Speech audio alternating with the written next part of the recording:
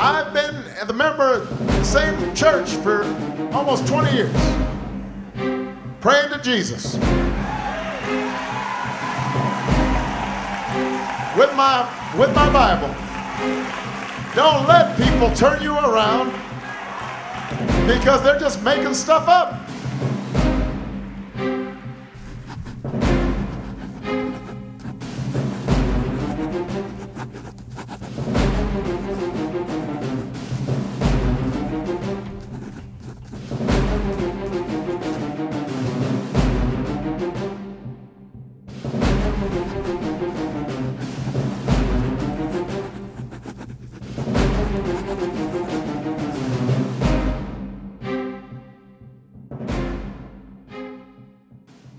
I've repeatedly said I don't question the president's faith. I've repeatedly said that I believe the president's Christian. He says he's a Christian, but I am talking about his worldview or his the way he approaches problems in this country, and I think they're different than how most people do in America. But you have to look at what a person does with his life. Anyone can say that he's a Christian, but you look at, do they live? Where do they go and act?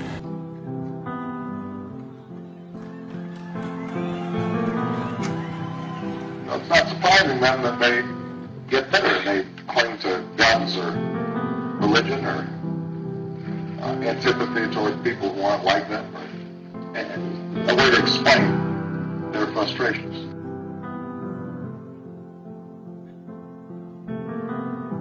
Imagine there's no heaven. It's easy if you try.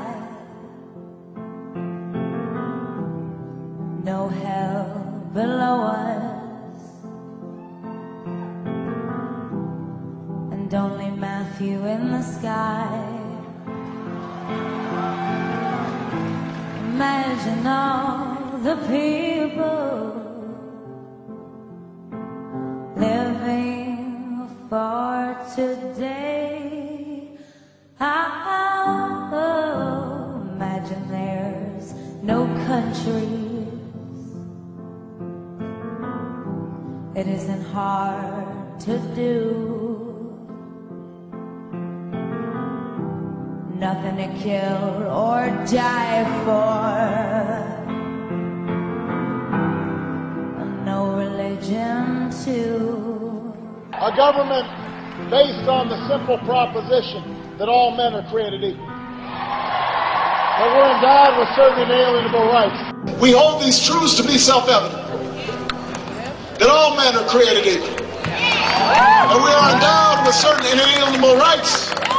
We hold these truths to be self-evident. That all men are created equal. Imagine there's no heaven. Endowed with certain inalienable rights. It's easy. Why did he omit this part of the Declaration? I haven't seen the comments, Lester, but I can assure you the President believes in the Declaration of Independence. Tonight, 18-year-old UCLA student Layla Rose, active in pro-life causes, went undercover to a Planned Parenthood facility in Los Angeles. She implied to the Planned Parenthood person that she was 15 years old and had been impregnated by her 23-year-old boyfriend. I went in there as a 15-year-old girl, and she immediately was like, oh, you cover that up and say you're 16, say you're older, so that, you know, your boyfriend won't get, your 23-year-old statutory rapist boyfriend will not get in trouble.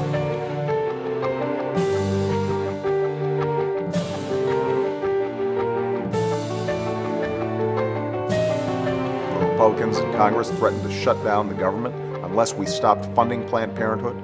I had a simple answer. No.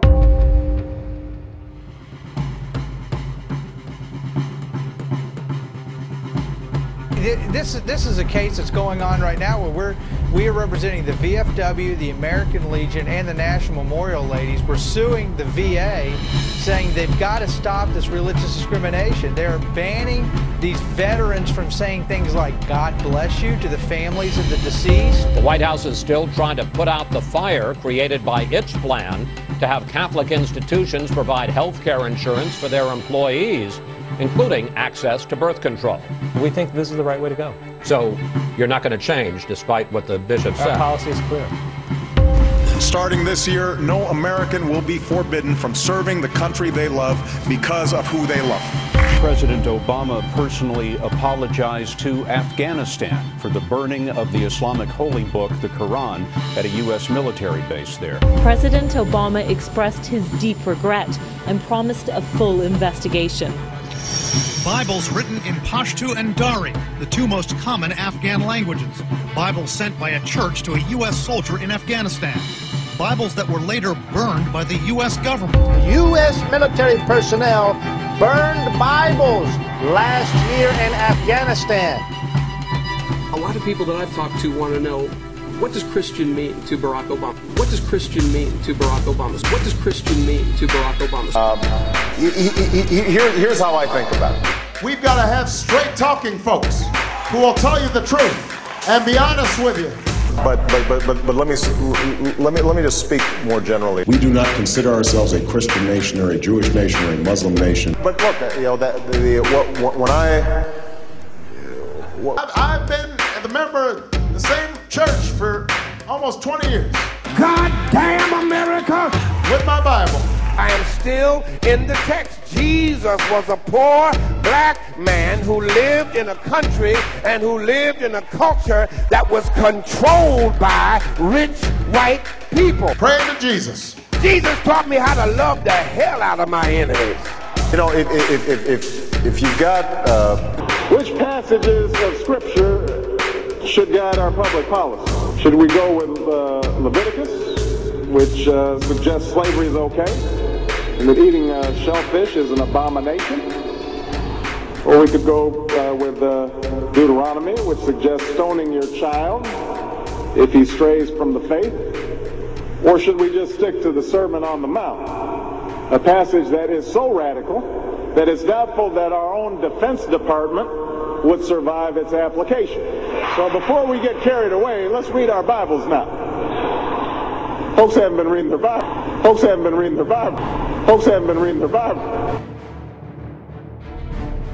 February 2009, Obama announces plans to revoke November 2011, the Air Force Academy rescinds support for Operation February 2012, the U.S. Military Academy at West Point disinvites three-star Army general and decorated war hero Lieutenant General William G. Boykin from speaking at an event because he is an outspoken Christian. 2010, while every White House Chai traditionally issues hundreds March of 2009, the Obama administration shut off the national motto from attending